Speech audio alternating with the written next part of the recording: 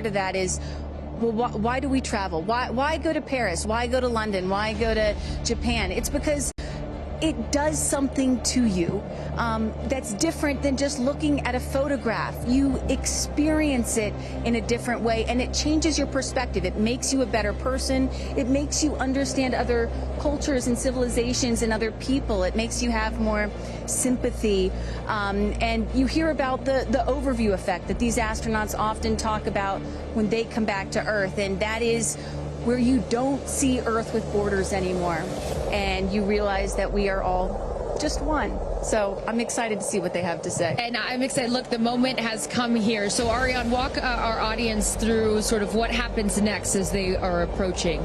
Sure. So they have just driven down the road to space, the 2 miles. They're going to go to the north end of that circle and jump out of their Rivians and take a cool shot, a photo that is, with the rocket in the background. Again, all of this is very tightly choreographed, and we want to make sure that they do this quickly so that they can get back in the Rivians, go back around the circle to the base of the tower. At that point, we're going to get them into the elevator that will take them up to the south tower. That's the one in the background. They will enter into the safety shelter, where they will spend a couple of minutes there while our crew, the Blue Origin crew that is up on the tower, gives the final thumbs up that they are ready to load the crew into the capsule itself. You know, this is safety is paramount at Blue Origin, so we want the minimum number of people out there next to the rocket for the least amount of time. So we keep it fast. We keep all these procedures tight. But we got to do a quick photo shoot by the rocket. I mean, so good. It's history, you know? We got to capture that moment. And again, for those of you just joining us, this is something that I was not aware of. That beautiful rocket right there, News Trevor, didn't come out until this morning, right? So explain a little bit more for those people that are just tuning in, sort of how the setup works. Sure, that is correct. So at about 2 o'clock this morning Central Time, we rolled the vehicle out there. You see on the truck with the capsule already what we call mated to the rocket. You'll see here in a moment the rocket, it goes very slowly, just want to make sure we take care of our baby as well. Goes out there, the truck will turn the vehicle vertical, and at that point we connect all the pipes and the hoses to the vehicle, and we start loading the vehicle with propellant. Right there, it's empty. That's for safety and security reasons. That's also, it makes it easier to turn vertical.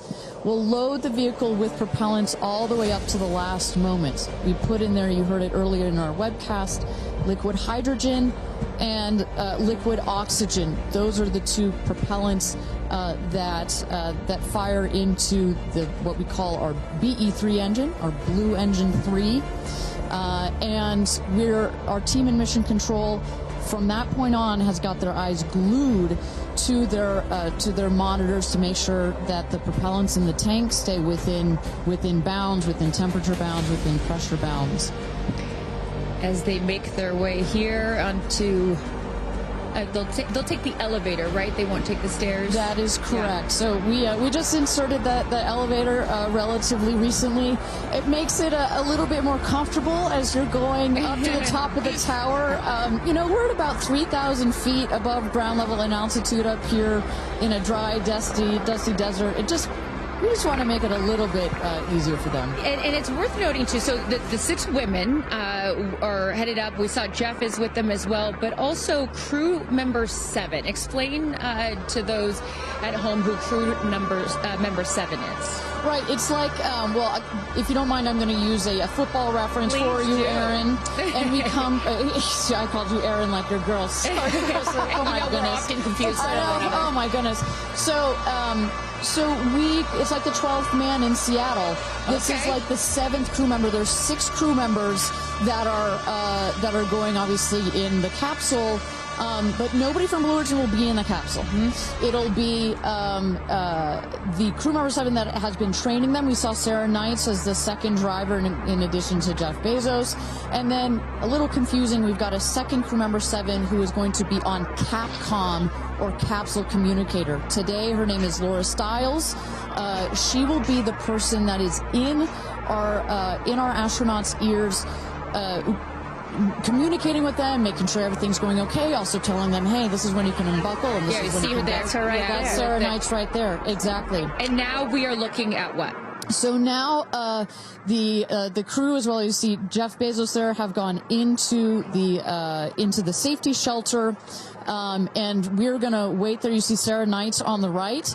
She's gonna just communicate with the Blue Origin team that is at the other tower just next to the rocket to make sure that everything is set and sorted for them to do their final load. This happens very shortly here. We clock it at about T-minus 35 minutes, but we'll only do it when we're ready. And in case some of you are wondering what a safety room is or why it's there, it's, again, what Ariane was talking about. You want to keep these astronauts as safe as possible for as long as possible. Of course, they'll be safe when they actually get in the rocket, but just in case anything were to go wrong, we had the chance to go inside this room a few days ago, and it is, I mean, is it a bomb-proof room? Do you want to say that? I mean, it is. It is. Yeah, and you feel it when you're in there. You're like, oh gosh, now this it is feels real. Yeah. And after going up that elevator, you know, for us, I think that's the moment where we weren't even going into space, and all three of us were like, whoa, okay, it gets real serious. Yeah. But I love the access that we obviously have in being able to see these women before they go up.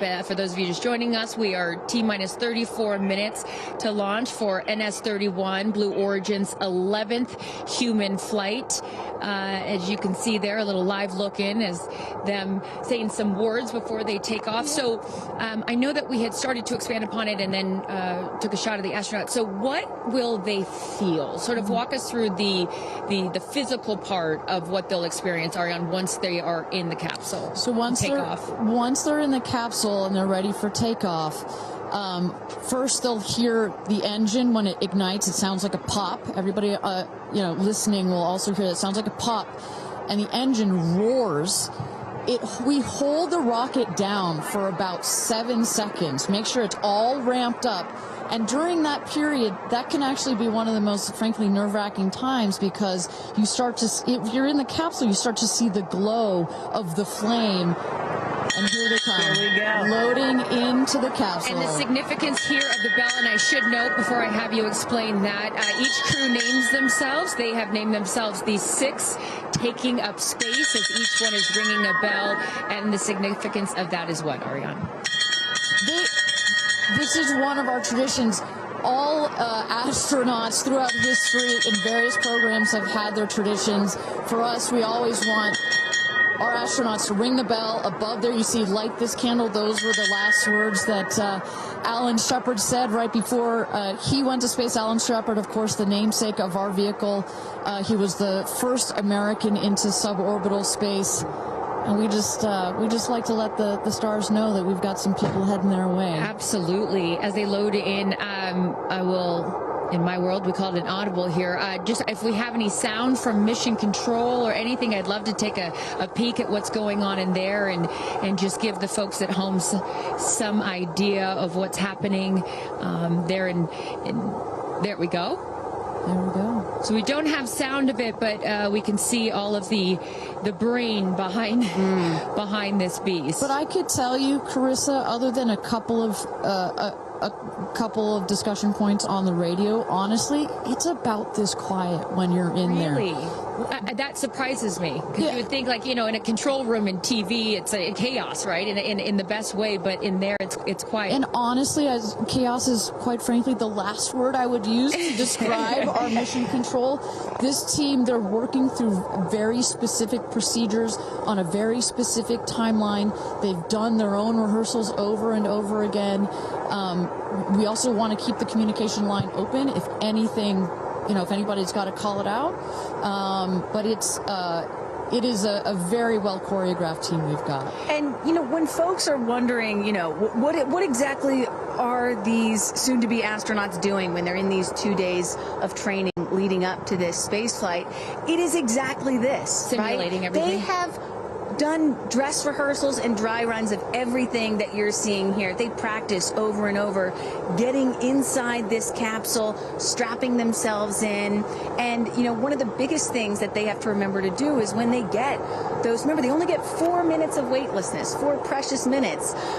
They have to unbuckle and then buckle back in at the exact right moment. So those are some of the things that they're learning to do and practicing while they're training in that building right behind us. As we look at New Shepard 31, the 31st mission, the 11th human flight here for Blue Origin. We are T-minus 30 minutes. Carissa Thompson, Kristen Fisher, Ariane Cornell with us, and Tabitha Lipkin at the tower. I am going to be leaving here in just a few minutes. I'm going to go to fallback 3, an area. Then I will wait for the capsule to land. I'll wait for the recovery team to come out and then bring you interviews from each of our astronauts as they arrive back here on Earth. I cannot wait for that.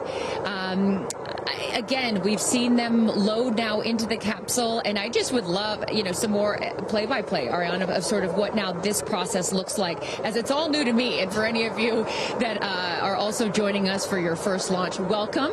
And now we'll let the experts tell us what's going on. So you saw them loading. You saw them loading into the capsule. They are getting into their seats. They're getting into their harnesses. It's a 5-point harness, so clicking them all in.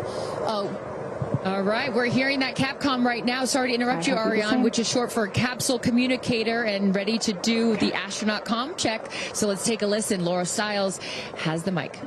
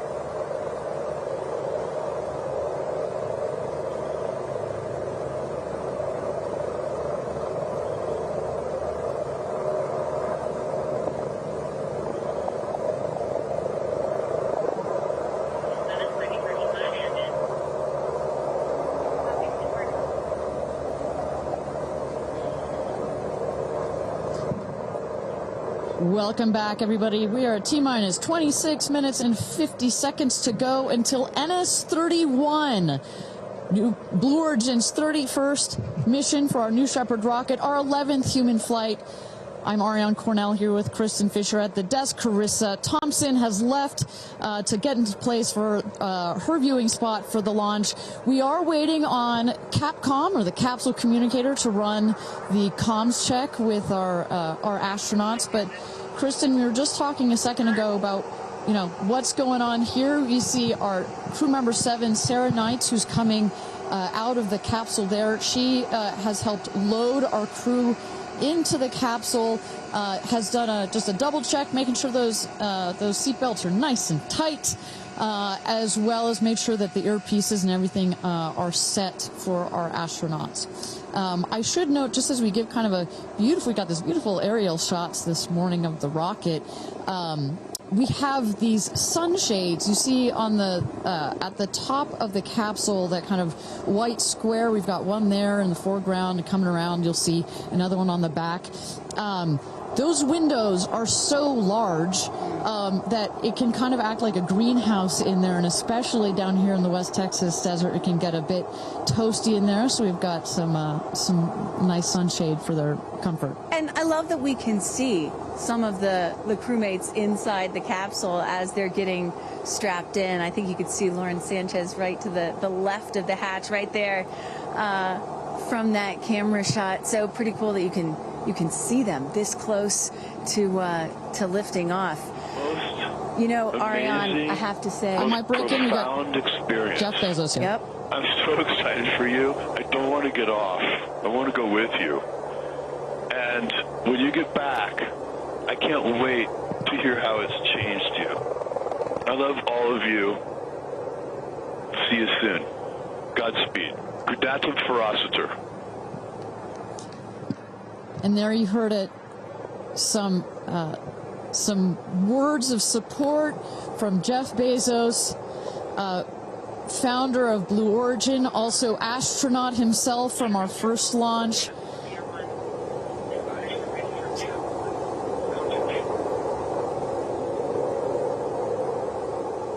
So, of course, Lauren Sanchez is Jeff's fiance, one of her supporters.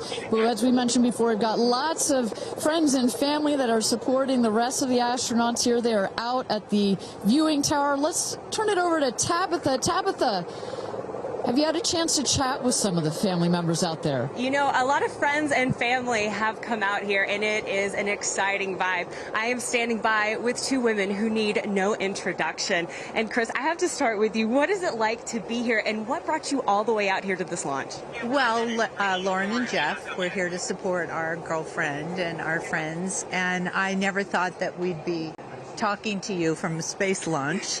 For sure. So this is a really unique experience, and we're just so honored to be here to support them and watch this amazing part of history. And I'm so proud of her. And I just feel like all of the female astronauts that are going to go up today. It's such a big day in history, and it's so empowering, especially my daughter is 7, and just to see something like this. And I mean, somebody said their grandfather was here that's 92, that they didn't even have transportation back then the way that we do now, and now they're going to space. It's pretty amazing. That's Aisha's grandfather. 92 came all the way here. That's where the story, I was like, I heard this story, and you know, he had no airplanes, nothing back in his day. Now he's seeing his granddaughter go into space. That's a beautiful thing. It's really incredible. And how does it feel also to be able to share this with multi-generations within your family? It's really something. It's just Kim keeps writing us because she was supposed to be here with us, and she's studying for law school, so she had a big test that she had to take. Again, something I'm very proud of, but she just keeps calling, going, I have such FOMO, tell me every minute of it. So it's very inspirational, and just super proud of the girls, every one of them. And it's a very brave thing to do, and I think it also just says something, like Chloe said, to my 13 grandchildren. Yeah. And what can you say to that too, for your children? Oh, I just think it's really whatever you dream of is in our reach, especially in today's day and age. And dream big, wish for the stars, and one day you can maybe be amongst them. That's so beautiful. And just before I send it back, any last messages to the astronauts before they take off? I think just great luck. Be present. I mean, I'm so excited. I love the messaging that we keep receiving from the staff here at Blue Origin is don't film it through your phones, look through your eyes, be as present as possible. They will supply all the content that we need and to give to our families, but I love just being in the moment. Yeah, same. And we're gonna... Excited. Yeah, we're so excited. We're going to be in the moment too here. We're going to send it back to you guys at the desk, and we're going to start watching. Love you, ladies. Good luck. Bye.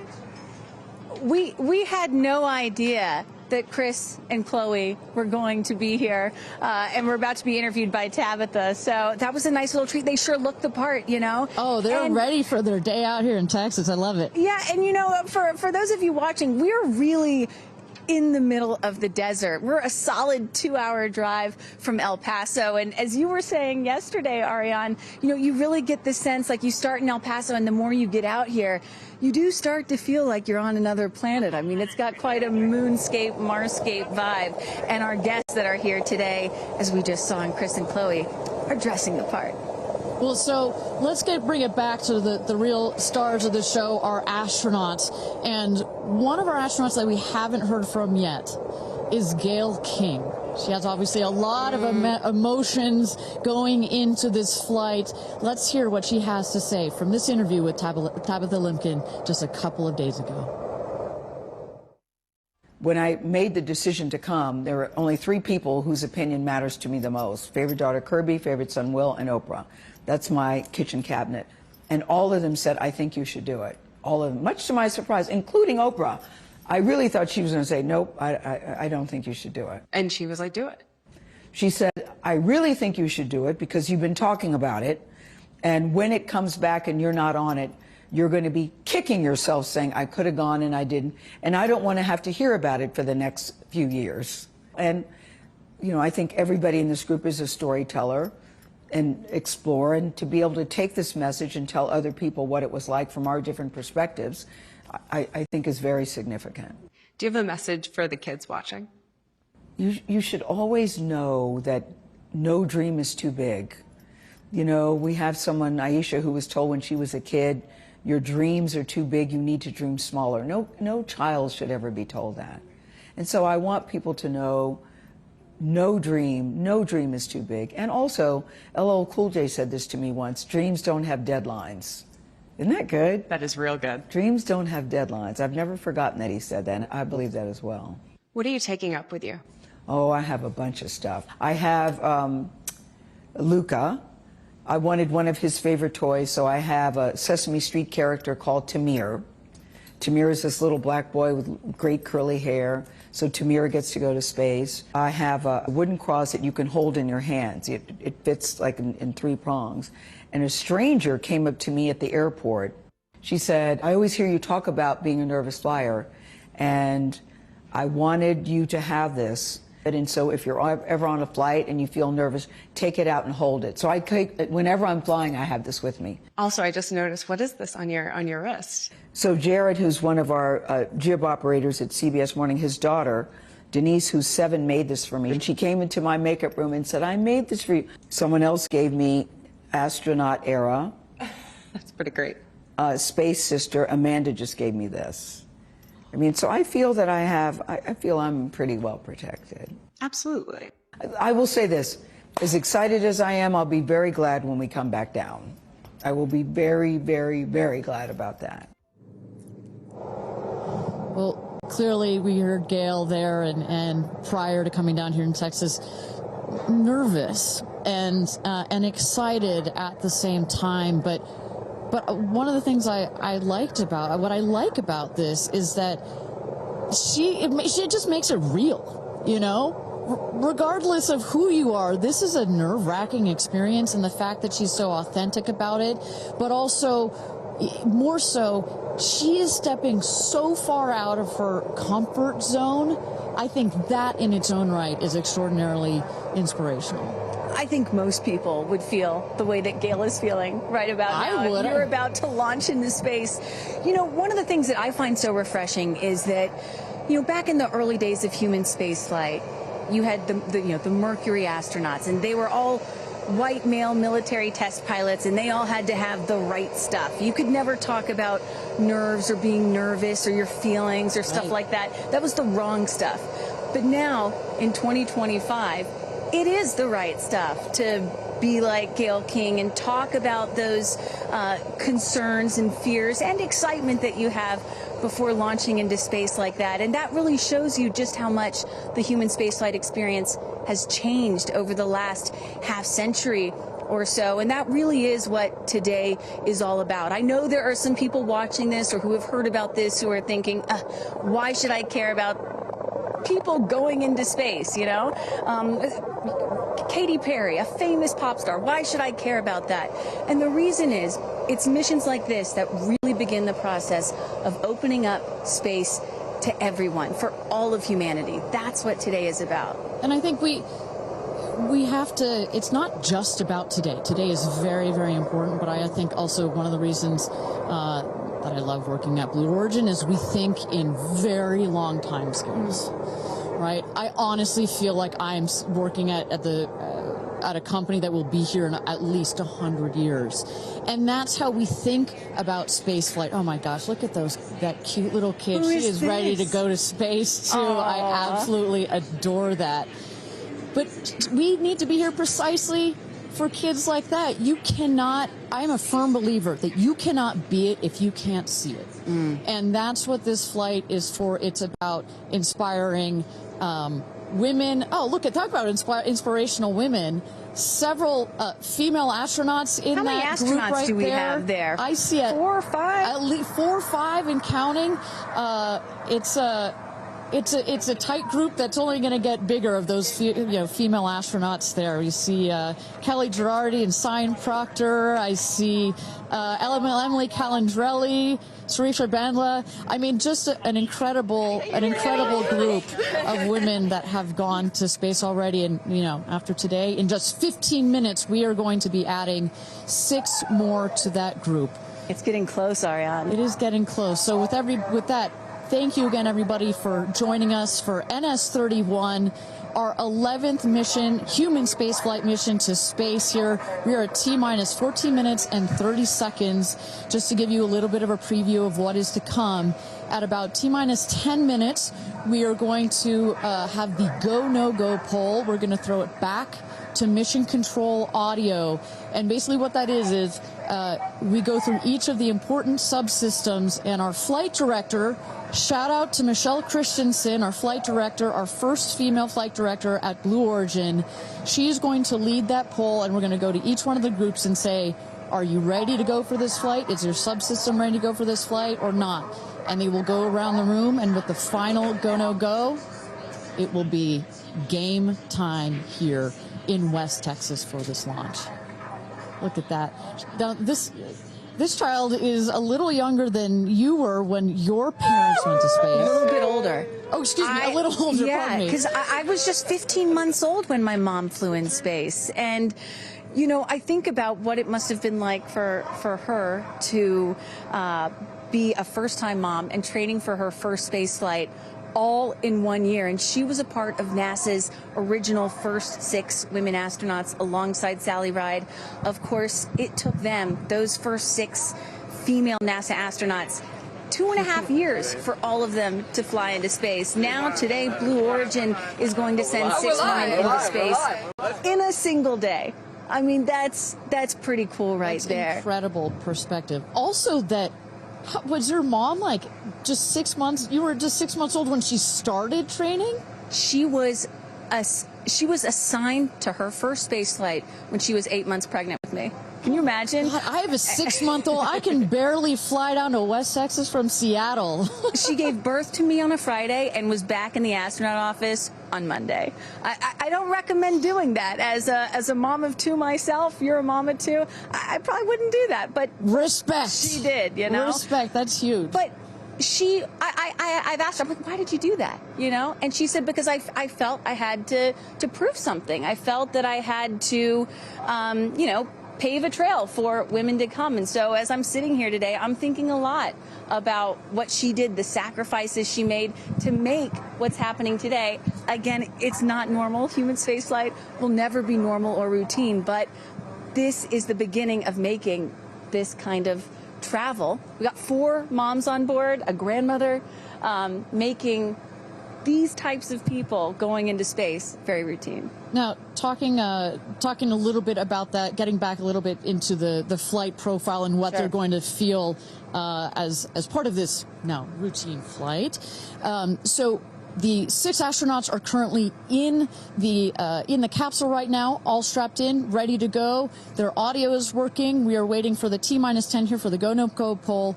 At T-0, you guys are going to, all of us will hear the pop. That's the ignition of the BE-3 engine. It holds down the rocket for about 5, 6, 7 seconds. Inside the capsule, they'll start to see the glow of the flame, and then they will lift off. They will take off. They are in a somewhat reclined seat, and they'll start to feel the G-forces on their body. And so kind of like sitting in a car that's accelerating, it pushes you back against the seat. That's the same here, except they're going up. They will accelerate to they'll have 3 Gs. So here on Earth, we're at 1 G. When you accelerate to 3 Gs, so like if you're 100 pounds, it feels like you are then 300 pounds. But Kristen, crazy. It's crazy. But in that reclined position, it's dispersed across your body. Bad. It's not as bad. It kind of feels like a weighted blanket. Oh. And then it nice eases and cozy. up. It's nice and cozy as it gets nice and dark. I'll take a weighted blanket right about now. But they're not, don't worry, it's going to get nice and dark, but there's no sleeping on this. They are going to have the most incredible view out of those windows. The capsule will separate from the booster. That's when they're going to feel weightlessness. They'll get the about 4 minutes to unbuckle, enjoy the weightlessness, enjoy the insane views out of those windows. They'll buckle back in, come back through the atmosphere. That's actually when they're going to have the peak G-forces. They peak at about 5 Gs. Which is kind of counterintuitive. You wouldn't think that you would feel the max G-forces on the descent, but that's when you do. But that's when you do, and it's kind of like, because you're coming back through the atmosphere, right? It's thin up there. You come back through the atmosphere. It's thick. It's kind of like diving into a pool. It kind of goes whoosh against you at 5 Gs, but then it eases back up. And we deploy the parachutes, and they come floating down at about 10 to 15 miles per hour for a nice soft landing here in the desert. At the last second, there's an air cushion that comes out. Go. Booster. Here's go, Paul. Go. Ground. Go. And go. Go. Safety. Go. Capcom. Go. Engineering. Go. This is the flight director. New Shepard is go for launch. Booster, commence terminal count. Protocol flight. Yeah, baby. Go for launch. My favorite words. It's getting real. T-minus 8 minutes and 51 seconds. Until our 11th human space flight, the first all-female crew flight to space. All 6 of our astronauts are loaded in the capsule, waiting for just 8 minutes and 30 seconds to go here. Now, Kristen, we just kind of walked through the flight profile, what it's going to feel like for our astronauts. Oh, we got Carissa up on the tower to chat with more friends and family. Carissa, who you got out there? I don't need to introduce the incredible woman. I don't need to introduce the incredible woman next to me, who is a ray of sunshine. Oprah, you are wearing yellow because Gail's call sign is sunshine. Yes, right. And all of us, the whole family is wearing yellow today. And I you know, we've been friends. It'll be 50 years next year. We've been friends since we were 21 and 22. And I have never been more proud of my friend than today. Never been more proud, because this is bigger than just going to space. I mean, I think for her, who anytime we're on a flight, she's in anybody's lap if there's the slightest bit of turbulence, has like real anxiety flying, and this is overcoming a wall of fear, a barrier. It's I think it's going to be cathartic in so many ways for her. She told us that she was surprised that you told her to do it. Why did you want her to do this? Because I think life is about continuing to grow into the best of yourself and the fullest expression of yourself. And I think that this is one of the most fullest expressions you can possibly have. And I know that I felt deeply that she would regret it. And I didn't want to hear about it for the next 15 years. I wish I had gone, you know. And I said, there's only one time that all the women are going up for the first time. You know, there will be other trips, but there's only one first time. Incredible. So to be a pioneer is great. What was the last conversation you had with her? I said, peace be still. Hold the God's unchanging hand. He's got your back. That's it. That's it. I know that as we're counting down here, we're getting excited for that go for launch moment. How are you feeling as her best friend? I feel so calm. I don't think I've ever been more calm because I think it's already done. Once she said yes, once she committed to yes, and Lord, did we all hear, should I do it? Should I do it? Since Thanksgiving, we've been talking about it. And so once she finally said yes, I was like, okay, we're going. It's a go. You know what I have loved is her vulnerability, because she's the voice of a lot of us that would be afraid, and she's okay to talk about being afraid. Why has that been so important to show that part? I think, you know, for every woman who's on this flight, it's about fulfilling something within themselves. For Gail, it's about overcoming this great fear and also stepping into the moment of excitement. And I think, you know, it goes beyond this moment of just going up in space. I think this will be an everlasting experience. I was just thinking this morning, you know, Gail has been there for me for hundreds of events. I can't even remember them, you know.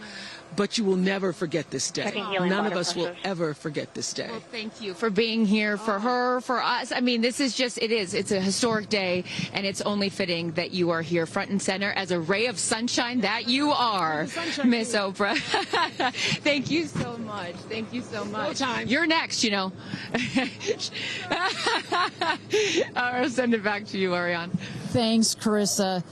Wow, to see Oprah down here. No, I'm not besties with Oprah, not yet anyway, but if Oprah told me to do anything, I would do it. I don't think Gail had a choice after Oprah said, girl, you got to do this. She had to do it. Ariane, we are under T-minus 5 minutes until these ladies hopefully launch into space. And, you know, you were just talking about what these women are going to feel when they launch. But let me tell y'all watching what we may hear, because we have one of the most famous singers on the planet on board, and there is a chance that we will get to hear the audio inside and hear what these soon-to-be astronauts are saying and possibly singing while they're weightless. So I can't wait for that moment. I'm also hoping she comes down to Earth and does like either a Fireworks Part 2 or E.T. Part 2. I think that's going to be, and I think, but let's stick on this point for 1 second, Kristen. I think one of the incredible parts about this crew is their ability to tell the story coming out of this in their own unique way. The way Gail can go on TV and talk about it, Amanda can go and continue to advocate for women more broadly about it, the way Katy can sing about it, etc., the way Kerianne can produce films about it. That is what is so special about this crew in particular. And that is what's so special about this new era of spaceflight. This is not NASA. This is not governments. It's not the U.S., China, or Russia. This is the commercial era. These are private companies, and this is Blue Origin sending the first all-female crew into space since 1963. And this is all going to happen so fast in just a few minutes, about 10 or 11 minutes from launch to landing. And don't worry, guys, I did the math. In case you're wondering, total duration of this mission is just about 3 Katy Perry fireworks songs. So play that song 3 times. That's how long this mission's going to be. Fantastic. Well, so at T-minus 3 minutes to go until our 31st launch of New Shepard, our 11th human space flight. Just to tell you what's coming up here.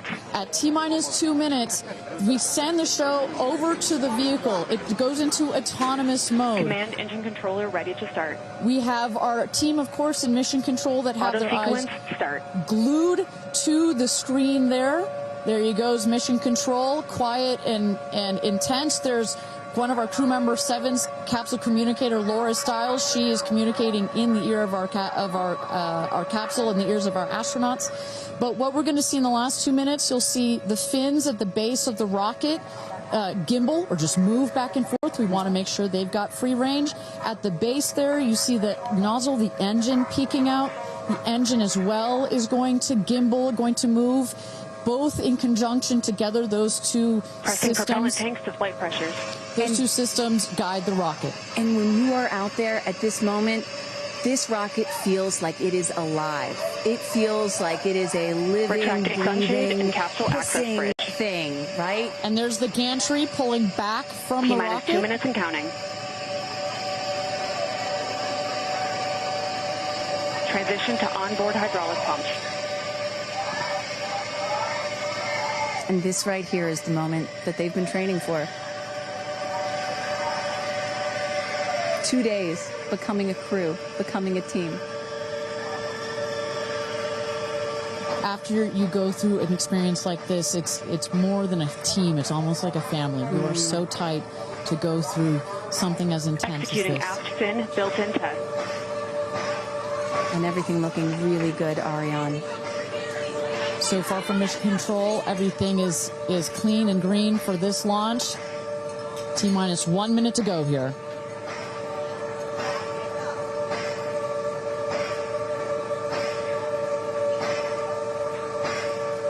Engine thrust vector control built-in test in work. Vehicle is now on internal power. So in a moment here, we'll see those, what they call the bit checks, the built-in test checks. As you mentioned, Kristen, inside the capsule, you know, as you said, this is like a bridled beast. This thing wants to take off. Switch to onboard helium. Here we go. Good luck and Godspeed, ladies. We're cheering you on from Let's planet launch Earth. this Thrust rocket. termination system is armed. T-minus 22 seconds and counting.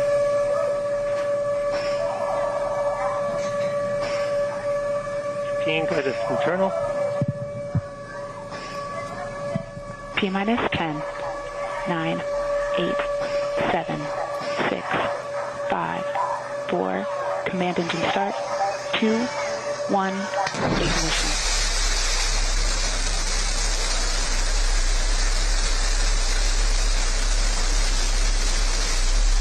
Liftoff. New Shepard has cleared the tower.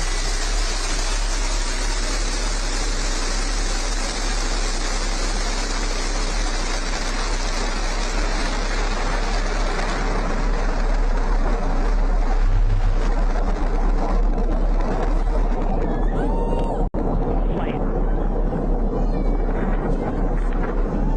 6,000 feet climbing.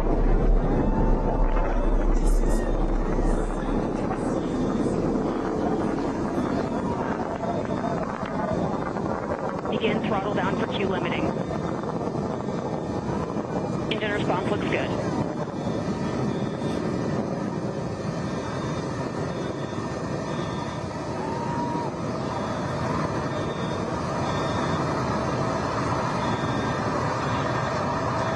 Max Q, maximum dynamic pressure.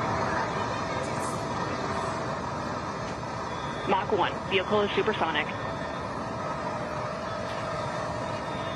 Engine back up to full throttle. Supersonic, we have passed through max Q, maximum dynamic pressure. That's when the vehicle, the stresses between the atmosphere and the speed are at the maximum. So to punch through that is so important. You see the BE3 engines is firing beautifully. You see the stream of steam behind it.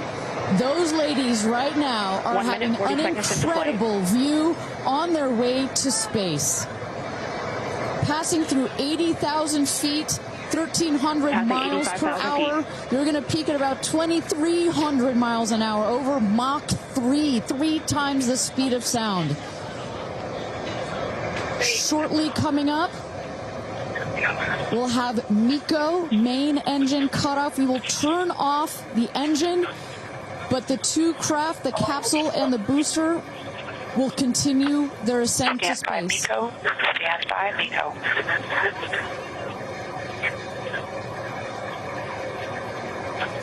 And there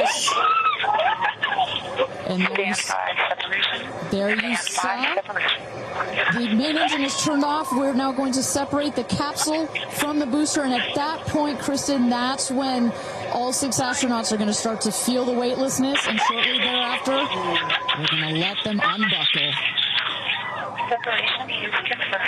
And that right there is the most critical milestone of this whole ascent.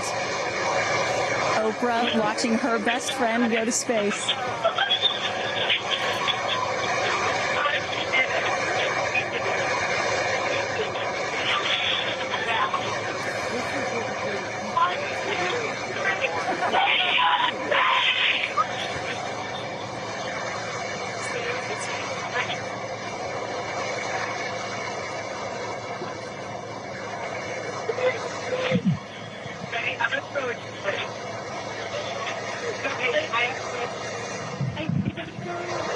And the two craft is separated. Put it up there. Put it up there. 328,000 feet, 100 kilometers. Welcome to space, ladies, or shall I say, astronauts. Oh, the moon! You guys, I have to tell you, look at the moon. Look. Oh, my God. Oh, my God. Oh, my goddess. That's our pink moon. I love you, Jeff Bezos. And just in case it wasn't clear, So much. those are the astronauts. Those are their voices that you're hearing. And there, they have hit apogee, the highest point in flight, well over 345,000 feet, well over the Kármán line. Wow.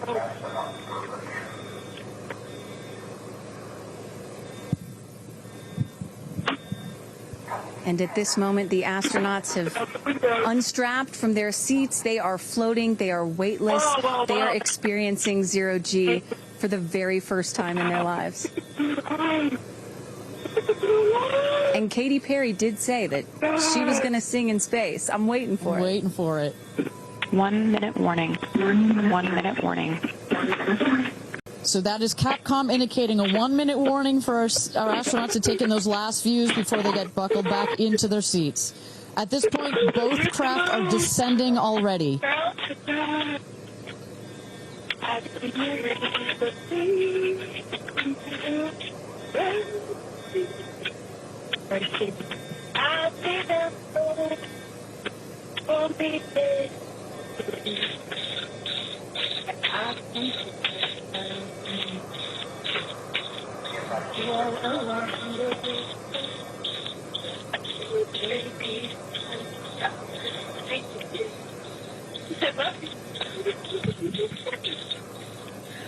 my God, guys,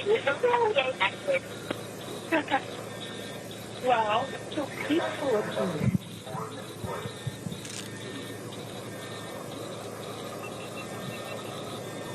And you hear Dragon, report status. Copy, with report status.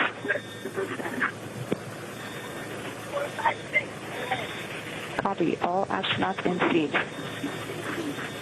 And a great piece of news there. All astronauts are back in their seats. You see the two craft now. That on the bottom, that is the rocket that is screaming back down to Earth. The rocket will beat the capsule to its landing spot just 2 miles north of where it's taken off from. At the top of the rocket, you see a couple of fins that have popped out. Those are to stabilize the rocket as it comes into land. Shortly thereafter, you will see the drag brakes that deploy that will cut the speed of the rocket in half. And then in the last moments, and there it is. We can see it from the stage. There comes the rocket down. It's going to relight its engine. We can also see a sonic boom. We're going to hear that shortly here.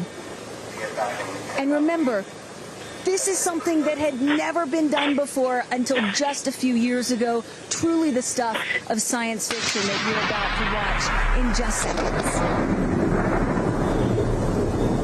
Drag Here we brakes. go.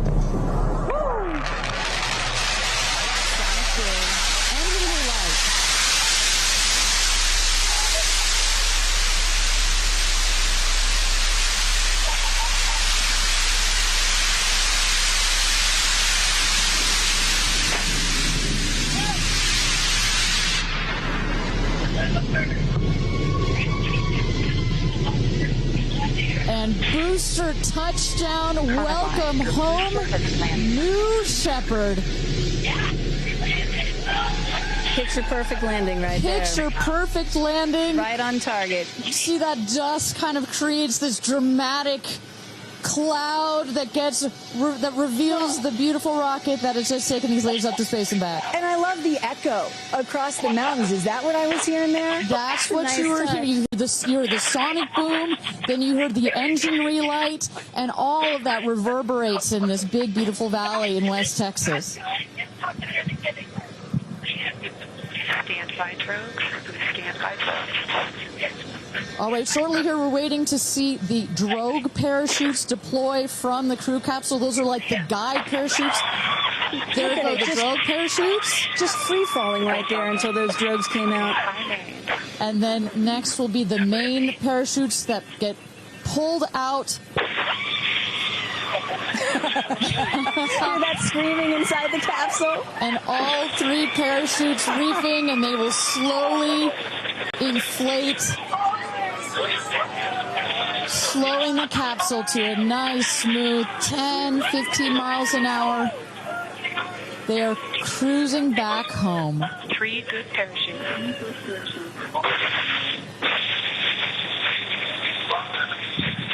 And I tell you, Kristen, from having gone through all of the simulations, I have gone through all of the training. They put you in the capsule that simulates all of this, including the sounds, and when you hear the motors of the parachutes pop out, that is the best moment in flight. Because I know Blue Origin does everything they can to make this as safe as possible, and y'all have an impeccable safety record, but it still has to feel really good when you know that you're coming back to Earth with those parachutes fully deployed.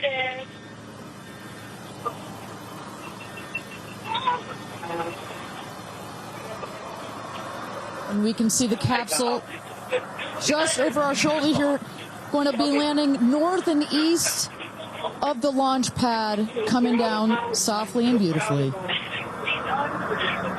500 feet.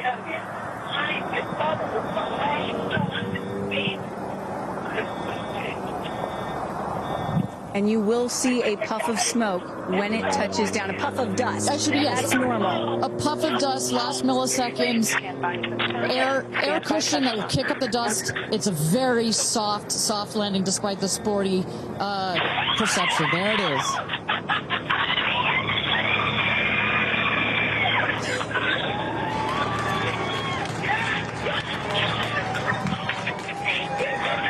Touchdown. Congratulations and welcome back to Earth. Do status check. Double shot. Kristen, just some incredible images there. The capsule. Copy. Welcome back. Heather. Nice. Let's wait for Aisha just a moment here. Make sure they're doing health checks in. Beautiful. Dragon.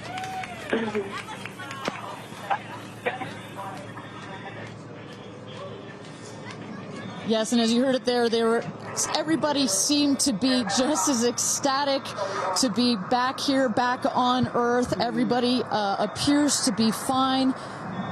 Beautiful shot there of the capsule down in the desert. As we were just saying, it looks like a tough landing, but it is an air cushion in the last milliseconds that just makes it even softer. I will also note the parachutes landed very close to the capsule. That's just an indication that there's not very much wind out here today. A beautiful day for a launch and landing. A beautiful day to add 6 more names to the roster of astronauts that have been over the Kármán line into space. Carissa Thompson, what's the view from your road to recovery in the truck? Oh my goodness, you guys, as I've told you, this is my first launch. So standing out here with family, that moment of watching the rocket,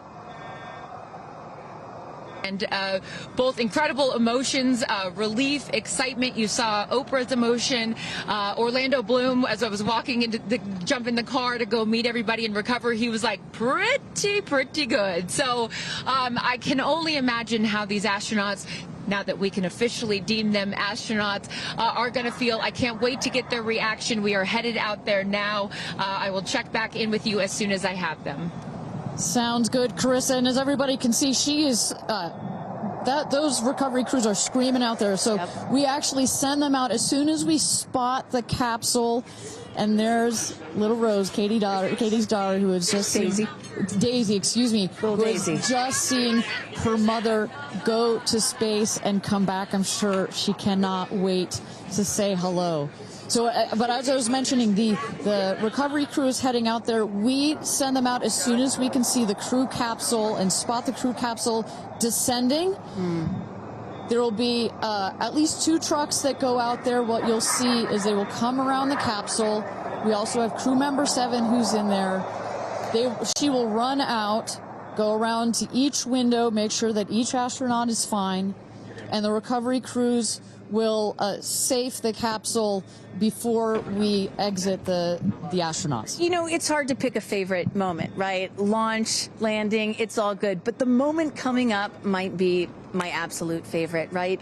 It's the moment the recovery team gets out there, then all the friends and family, and we get to see the astronauts emerge from the capsule, and we get to hear what they thought from the last, 10 minutes or so that they were up in space. And I think one of my favorite things that I've ever seen in covering space, certainly with Blue Origin, was that moment for William Shatner, Captain Kirk, as he emerged from the capsule. And this is exactly why you want to send people that are not just professional astronauts into space. What he said was so moving that day. 100% agree. But it's not just the astronauts that are here that are being moved by this event. We've got Tabitha that's with some of the friends and family out there. Tabitha, give me an update from the viewing platform. I mean, not a dry eye in the stand, I tell you right now. Chloe, I just want to know from your perspective, that moment, what was it like? I don't think I realized how emotional it was going to be, and I literally had chills all over my body from the second it launched until the moment I just saw it land. And it's sort of hard to explain, because I don't think you would be that emotional, but it's incredible. It takes your breath away. And I feel like I have all this adrenaline and I'm just standing here. Right? It's very true. Same. It's really, first of all, we're so thrilled that the girls are safe and everything went so well. And so that's a relief, because, I'm sure there's a lot of nerves up there, but to hear the girls screaming and having such they said they saw the pink moon. Yeah. I heard the audio. I was like, that is the coolest thing. So I cannot exciting. wait to get the footage from inside and to see that. I want to hear every little emotion that they had, and we can't wait to see the footage from inside. What are the chances? The pink moon, the rocket launch. It's so exciting. It's a great day. It's been a pretty phenomenal day.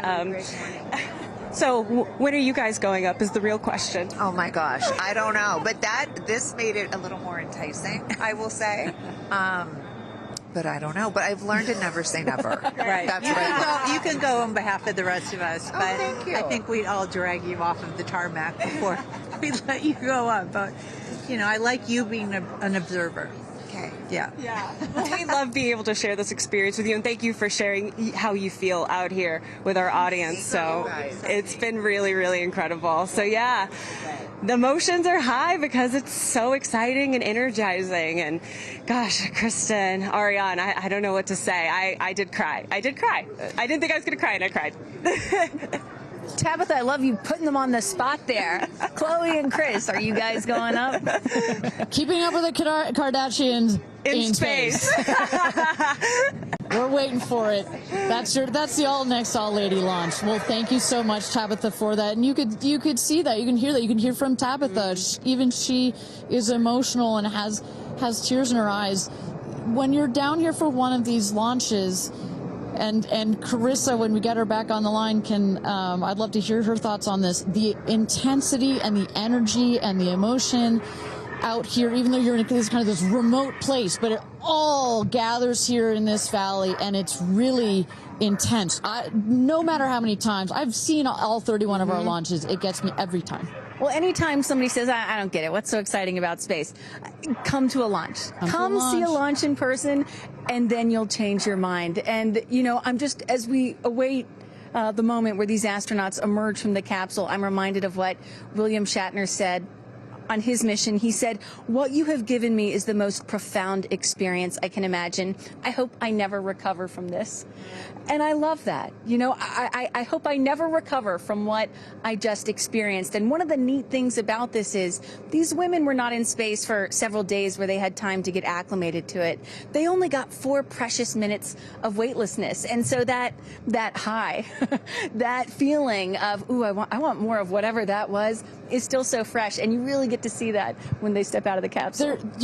We catch our astronauts. I mean, their minds are still in the process of being blown when they come out of the capsule, and Carissa is going to capture those moments for us shortly here after we get our recovery crew. You see there some of the friends and family have already started lining up there, while the recovery crew, you've seen some images.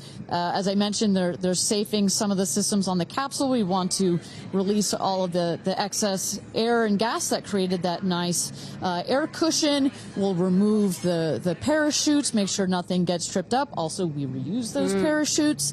And then crew member 7 will take the stairs up to the hatch. It's like a good 3.5-ish feet off the ground, so it just makes the getting out of the capsule that much more comfortable. Crew member 7, last but not least, crew member 7 will open the hatch, and we'll get to see one by one as these lady astronauts now exit the capsule. And a lot of people are probably familiar with seeing, NASA astronauts or Russian cosmonauts emerge from a spacecraft after a long duration flight on stretchers or, glorified. They need some assistance because they've been exposed to zero-G for so long. Not these astronauts. They're not going to need any assistance. That's one of the beauties of a suborbital spaceflight. You feel great. You don't have to deal with space sickness, right? Exactly. And that's, to that point, this flight, because you're basically going straight up and then over the Kármán line and straight back down, some astronauts, I think you mentioned your mother may have experienced a little sickness up there. You don't in this one because it's just once up and once down. And you get that nice zero-G floating sensation and you buckle back in. You don't have it's not as extreme. So do you have an astronaut that you're looking forward to hearing from the most?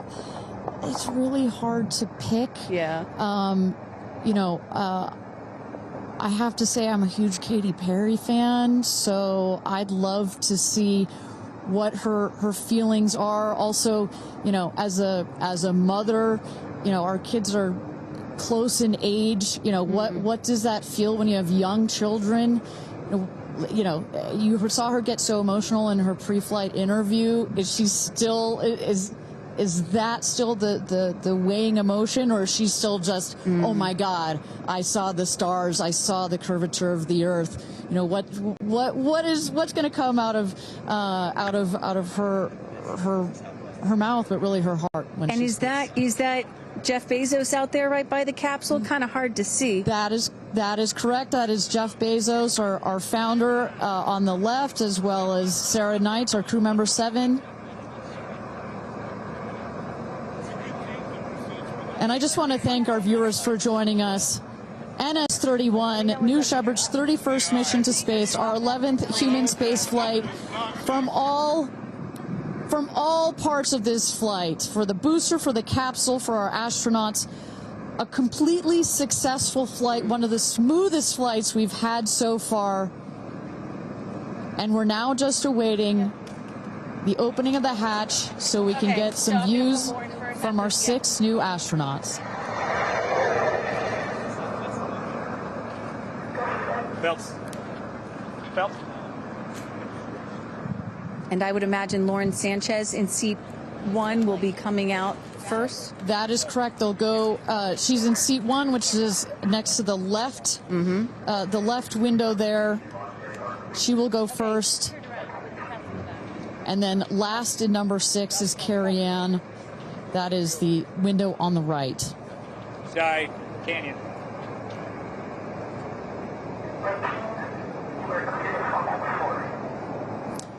See those vans arriving. Those are friends and family.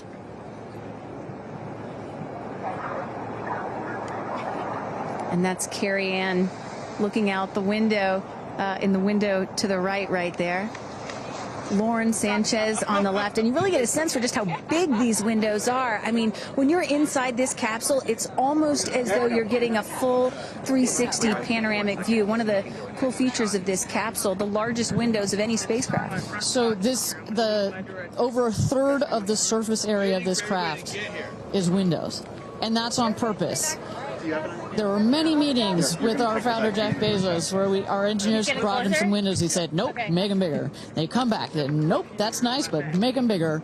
And what you get here, why is that so important? So many of our astronauts have said, when I got out of my seat, I looked outside my window, and I turned around and I looked at the other 5 windows, and my brain created a panoramic view, a panoramic photo of it, because so much of the capsule is windows, and it makes for just an incredible experience. Sarah. Good? Okay, here we go. Yeah. Here goes Jeff Bezos to open the hatch.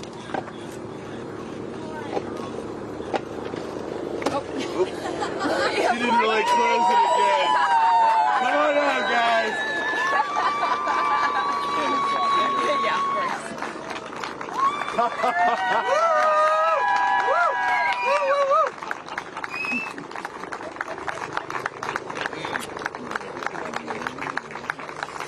We'll see your baby. Where are my babies? They're over here. Go see them. Where? Oh, we have to go Right there. Okay.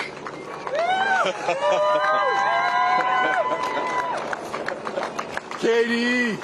Woo!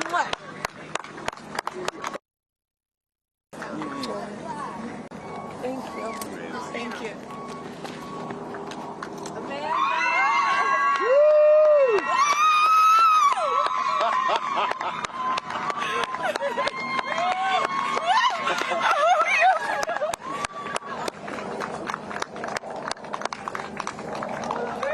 Aisha!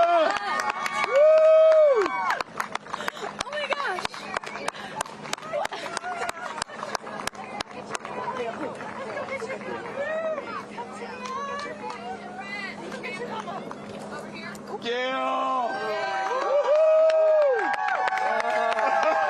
I just have to have a moment with the ground. Let me just appreciate the ground for just a second. Thank you, Jesus. Oh my God.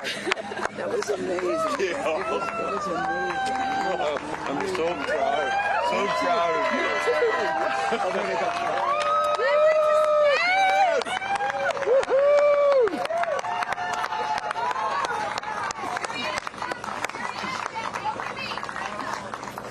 Amazing.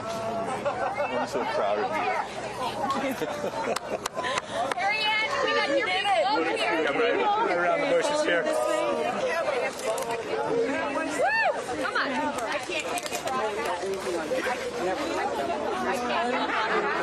I have no, it's not working. So someone just tell me when we're on. Does anyone have our on? All right, and you just saw it there. All 6 astronauts coming out, all ecstatic. Katy Perry and Gayle King both kissing the earth. Very happy to be back down here, but clearly ecstatic. I don't know about you, Kristen, but my favorite was Lauren coming out and saying, "Where are my babies?" Oh. And I also loved Katy Perry holding a daisy, I believe, and holding the daisy up to the sky after her daughter Daisy. Sweet moment. With that, let's turn it over to Krista Thompson standing by outside the capsule. I don't really have words for it. Oh my God, Lauren, I want to cry just seeing you.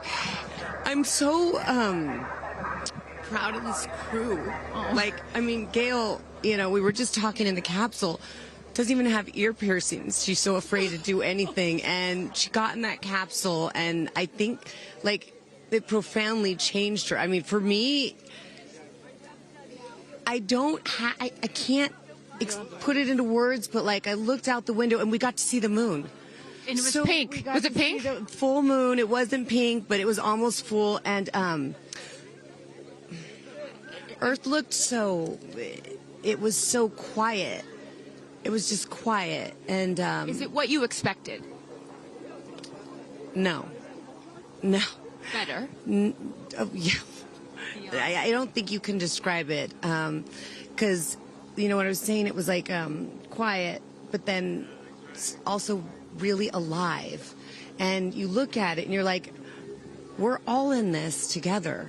Like, that's all I could think about is, like, we're so connected, more connected than than you realize, because you just see right here, you see like, states and all these things that like divide us, but we're not. And what is your emotion?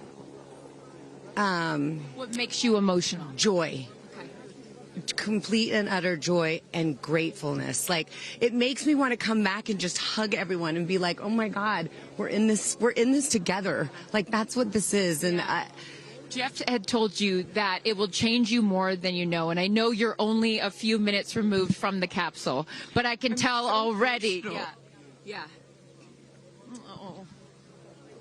To be this I did. I'm like, I don't cry that often. So I didn't expect to be this emotional, but it's also all the love that was in that capsule, and all the heart and the feelings and all the things, and like seeing Jeff before I left, I just went, I had to come back. I mean, we're getting married. If I didn't come back, that would be a bummer for me. Only you, by the way, would say this to me.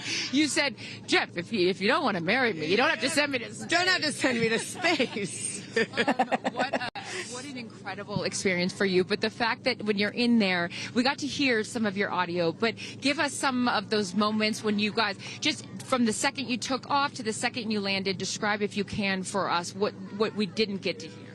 It was a feeling of joy and and camaraderie. It was a feeling of gratefulness. It was a feeling that we're doing this. And Alan Shepard, I told you about this, did this same exact flight, and he became the first American in space. And 6 women just did the same flight that he did it.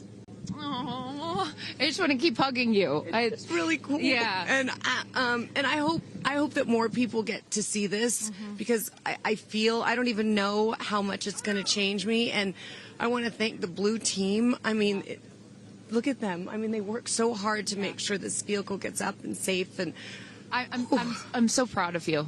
I'm so proud of you. It's one thing to say you're going to do it. It's another thing to actually do it. And I know there's a phrase in your family that life takes off on the other side of fear. And here you are, just having landed back on Earth. And now you are officially, Lauren Sanchez, already adding to your extensive resume, you are an astronaut. Congratulations. Thank you. I'm very excited. I'm excited to share it with the world, and I'm so grateful to everyone here. I love you. Go be with your family. But to process and download what just happened to me. Well, get on in here, Amanda. Someone that can now articulate exactly how Lauren is feeling. Lauren being so candid about overcome with emotion. How are you feeling? I know, Amanda, this has been a dream of yours, a long-awaited dream, and now it is finally official. You are an astronaut. Congratulations. Thank you so much. I usually have nice words to say, but in this moment, I just want all survivors to know that you can heal. No dream is too wild, and that if it's so wild out there, like going to space, you can absolutely make it through, and it can absolutely be possible. You mentioned to us prior to going up, you said that you needed to go to space to heal. I know you're only a few minutes removed from this incredible experience. Do you feel healed? I had a zero-G indicator that I didn't know if I would bring, and I ended up bringing it. Okay. And explain for the folks at home that don't know what that means, what it is that you're holding. Yes, the zero-G indicator is something all astronauts have that floats once you hit space, lets you know you're there. I brought a promise that I wrote to myself. I've talked about that. And share for what is this right here? Yes, and this one I didn't know if I would bring, but I ended up bringing it and floating it, and it's the hospital band from the day. And I got to honor her today, and I'm so grateful to the thousands of people, the engineers, the scientists, just everyone who has made this a reality. And you also have written here, I know that you had this on your laptop, right? Yes, that's right. This is my zero-G indicator, a promise I made to myself that if I were to pause my astronaut dreams and fight for rights, that one day I would return to her. And it says, never, never give up. Well, those dreams are no longer on hold. You are finally an astronaut. Congratulations. Enjoy this moment with your family, and thank you for sharing it with us. Thank you, Amanda. Kerianne, you said to me yesterday, you said, when I get out of that capsule, I'm going to be an emotional wreck. And I think what I will just say, for anyone that has never had the great privilege of being here, this is my first time at a launch, and it is very emotional. Describe, if you can, how you're feeling. I have almost no words. It was the most incredible experience of my life to be up there and see like such vast darkness in space and look down on our planet. The moon was so beautiful, and that was like, I felt like that was a special gift just for me. I'm so sorry. No, don't apologize. Are you kidding? You just went to space. You just went to space. This is it. And like knowing that everything, like everyone I loved was standing down there looking back up at me. And I just hope that these types of experiences, clear a path for everyone to be able to do that. You told us a beautiful story about your son when you told him you were going to go to space, and that, get over here so I can hold you, and that he went back to school and he was all excited to tell his friends that his mom was going to space, and they said, your mom can't go to space. Moms don't go to space. Well, guess what? This mom just went to space. Congratulations. You are officially an astronaut, and I know you're wearing a very special necklace from an incredible group of people that you hold near and dear to your heart. What would you like to say to them watching? I'm wearing a few necklaces today. My dear friends threw me a blast-off party and gave me this feather, which obviously represents the Blue Origin logo, and it felt so special to have it close to my heart. And in space with me. And I feel like it helped me take all of them with me on this journey. Yes. Well, I will let you go enjoy this historic moment with your family, and thank you for sharing it with us. Congratulations. You're an astronaut. Gail, get on over. I am so floating. I can't believe it. I cannot believe it. I'm so proud of you. And I know that I speak for the collective, because you have been so honest. You've been so vulnerable. And I spoke to your best friend prior to you taking off, and I asked her why it was so important for you to do this. And she said, she said, so she didn't have to hear you say, I wish I would have done that. That's so true. But now, Gayle King, you are officially an astronaut. How do you feel? I still can't accept that word, but I will say, I can't even believe what I saw. When somebody calls this a ride, this was not a ride. What happened to us was not a ride. This was a bona fide friggin' flight. And our instructor, we were so well prepared. So every noise we heard, we knew. But the flight instructor said that I am her best success story. Why? Because she's never had somebody go through the course who's terrified of flying. Everybody who's gone through the course is somebody that it's been a lifelong dream. They wanted to do it. So she said, I'm her best success story. I'm so proud of me right now. I still can't believe it. I still can't believe it. I was just going to say, prior to the launch, you said that you would be so proud of yourself if you went through with this. And you did. What was the best part, Gail? It's oddly quiet when you get up there. It's really quiet and peaceful. And you look down at the planet and you think, that's where we came from? And to me, it's such a reminder about how we need to do better, be better. Do better, be better human beings. And what do you mean by that? Processing. Well, it's so nasty and so vitriolic nowadays. And I mean, if everybody could experience that peace that we had up there, and the kindness and what it takes to do what we did, all the people that it took to get us up there and get us back safely, I'll never, ever, ever forget. And when we were up there, have you talked to Katy yet? I have not. Okay, no. When we were up there, after zero G is very difficult. All the training about this is how you get in the chair and this. I look like a friggin' moose getting in the chair. It was like, just let me get in the chair. Let me get the seatbelt on. But, we had a very do this. How would you describe it? It's very difficult because you're floating. But the best part was when we got back in our seats after zero G's, Katy sang "What a Wonderful World." She did? Isn't that nice? Oh, come on. She sang "What a Wonderful World." I see dreams. Oh, yes. Oh. Because we'd been asking her to sing all the time, and she wouldn't. And then, because everybody said, sing roar, sing fireworks. And she said, it's not about me. I wanted to talk about the world. Wow. No, isn't that nice? You got to ask her about that. That's really special. And when Lauren got out, she was overcome by emotion for a lot of reasons, and rightfully so. But she spoke to the group and how close you guys have all become because of this experience. How would you describe the camaraderie that you guys now have together? I would say that we are forever bonded, because you can't go through what we went through to look out for each other, to help each other, and not be changed by that. You know, it really is a true. People throw the word around, but it really is a true sisterhood. But it speaks to how we were, you know what, we were set up for success. The training was so, I can't stress this enough.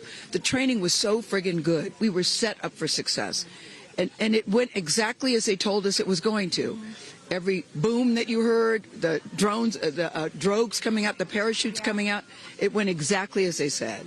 Are you glad you did it? I am glad I did it. I am glad I did it. Yeah. I am very glad. I have no regrets about doing it. What would you say to people watching right now that are scared, that are fearful of anything? What would you say to them? Well, I just said I'm stepping way out of my comfort zone, because this is so not like me. I said up there, I might now get my ears pierced. I've always been afraid. Which is great. I love that you've never had your ears pierced. No, even Hootie at the training center. You don't have your ears pierced? I go, because it hurts. Oh, my gosh. But I mean, for people that are afraid, Eleanor Roosevelt once said, courage is doing something that scares you, but you do it anyway. And I stepped out of my comfort zone in a way that I never thought was possible for me. And now that I've done it, I really do feel I can take on anything. Anything. Congratulations, Gail King. You are an astronaut. Thank you, Chris. I am so excited for you. I'm so excited for you. And I'm going to go with you to get your ears pierced, because I want to get another hole right here. Go enjoy this with your family. Thank you so, so much. Aisha, oh my goodness. Congratulations. Congratulations. You are officially an astronaut. How do you feel? Also, how do you look perfect after just going to space? I mean, my goodness. I will never be the same. I mean, when you get up there and you see the Earth, and it's so beautiful, and it just fills the screen, and it's not just your window, it's like everybody's window, and there's no boundaries, there's no border, there's just Earth. It's incredible. You know, Gail is so honest that this wasn't her dream, but this was a dream of yours. How do you feel now that you just achieved it? Like I picked the right dream. And when we landed, I said, Exuma, I'm good, blue calm, but I'm ready to go back. Wow, really? Yeah. What was the best part for you? The best part for me, actually the whole thing. But we got in and we counted down from 10. And then I started to hear some singing. And when we lifted off, everybody, you could just feel the energy in the capsule. And when we got up there and we got out of our seats, we all just looked at each other. And there was this moment, and I can't wait for people to see it on the video, but there was a very special moment between all of us. And it's just beautiful. It's so beautiful. Yes. Where is your grandfather? Your 92-year-old grandfather, who I know you were so excited to bring. What did he say to you when you got out of this capsule and got to see him for the first time?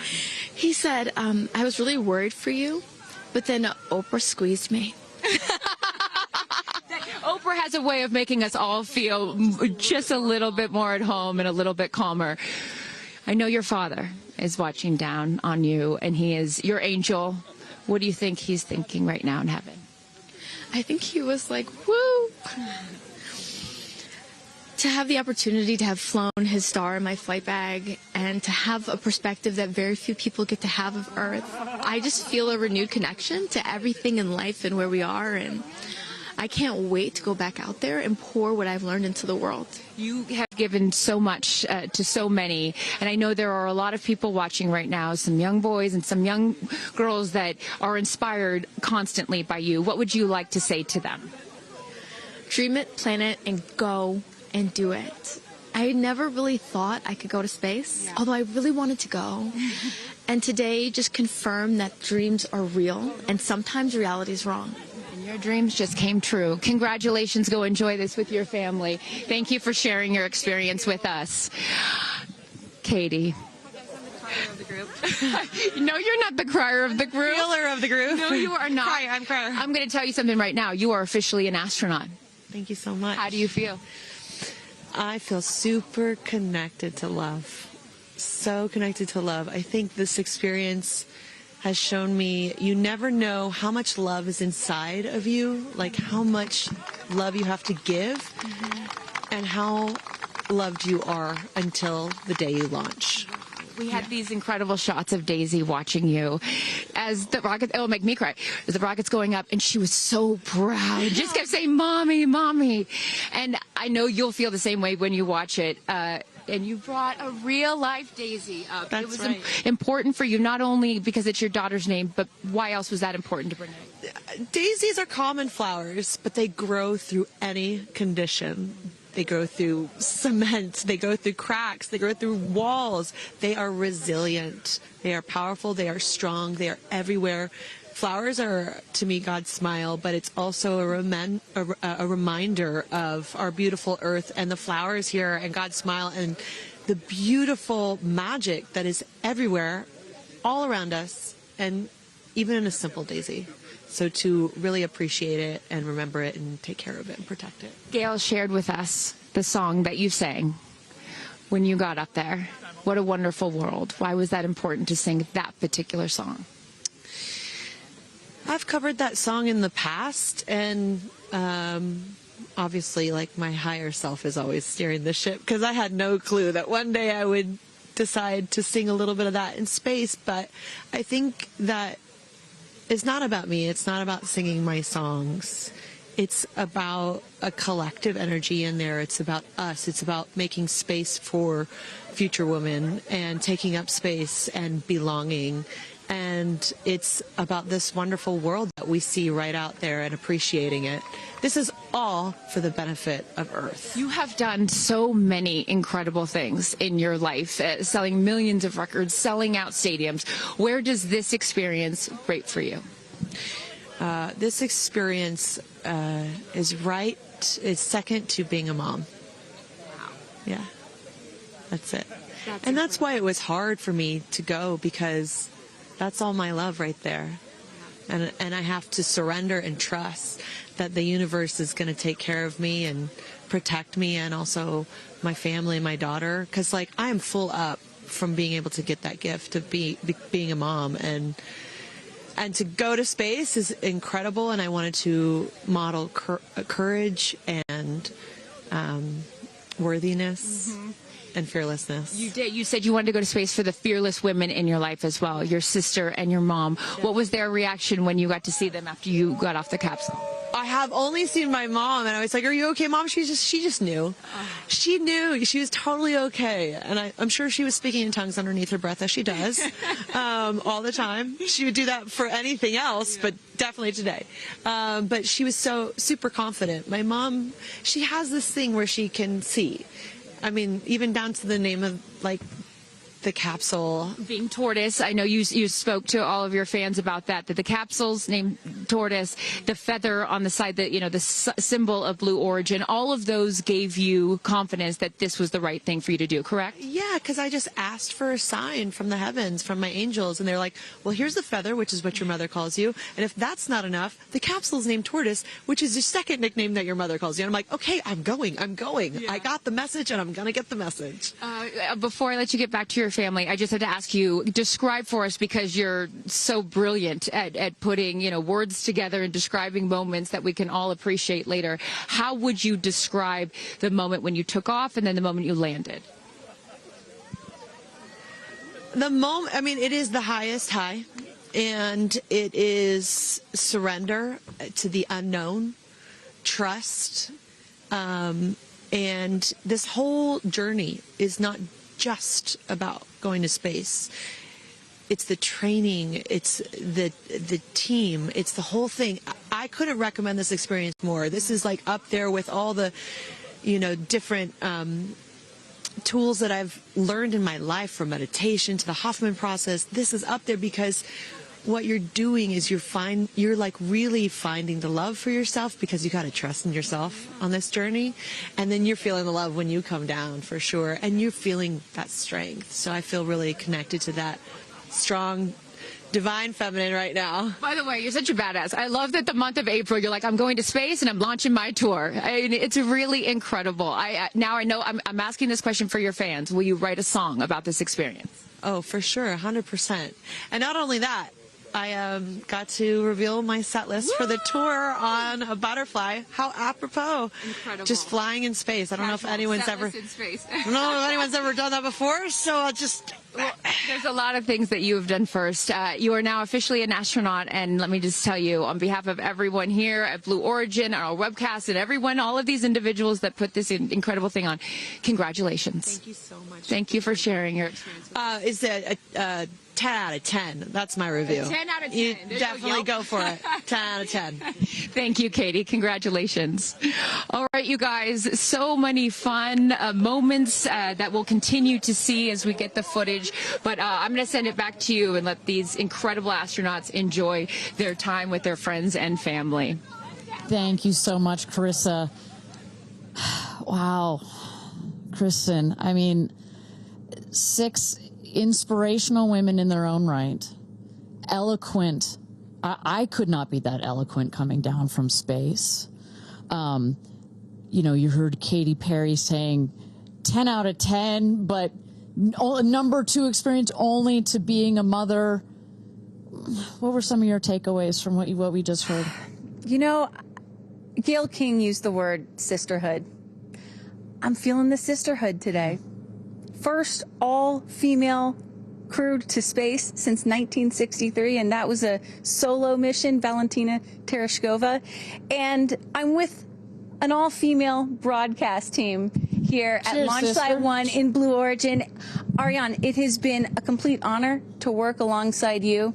It has been such an honor to watch all of the things that these women and their loved ones have said about what this experience means to them, because I am a firm believer that if you don't understand why people come out here to watch a space flight, it's just because you haven't seen a launch yet and you haven't been a part of this experience. And I truly believe what we witnessed here today is something that will continue to open up spaceflight and this experience for all of humanity and our little ones at home. 100%. You know, I said it earlier. You can't be it if you can't see it. And to see these 6 women go up and the roles that they have played before, but I can't wait to see the roles that they play afterwards in their way of telling this story for the world to hear, to experience, to see. This is just the beginning. So I want to give a shout out to them, because as you saw, that is coming out of your comfort zone, whether you wanted to go to space or you're like Gail and you didn't anticipate it. Thank you for trusting yourselves and to their families and trusting their loved ones with Blue Origin. We are very proud to do that. I'm so proud of Gail King, too. I wonder if she's still afraid to fly on airplanes after flying to space. Have we cured her of her fear of flying? I don't know. We've cured her for getting your ears pierced. So there like, we go. Baby We'll take steps. that one. Let's start with that one after this not so baby step. Aw. Look at that beautiful shot. And now the party starts, right? Can we pop some champagne and celebrate a little bit later? Let's do it. It's only 9:20 a.m. It's not too early. 5 o'clock somewhere, baby. All right. What an incredible day. Just for all of us, for our astronauts, for our Blue Origin team. It was an honor to fly you to space. And if you would like to follow in the pioneering footsteps of these astronauts and purchase a seat to space, visit blueorigin.com and click Fly to Space. Your own journey to visit the Kármán line is much closer than you think. If you'd also like to purchase a mission patch to commemorate today's launch, head to Blue Origin shop for patches and much, much more. For Kristen, Carissa, and Tabitha, I'm Ariane Cornell. Thank you so much for joining us. And until our next launch, Gradatum Ferociter.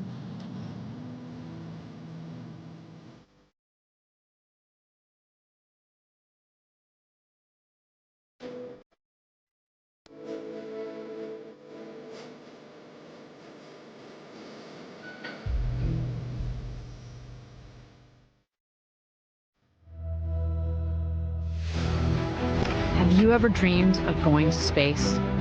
A once-in-a-lifetime journey is closer than you think. To book your flight, visit blueorigin.com and click Fly to Space. Tell us as much as you can about yourself. Once we receive your inquiry, our team will reach out to guide you through your journey. It's your time to join the new generation of astronauts.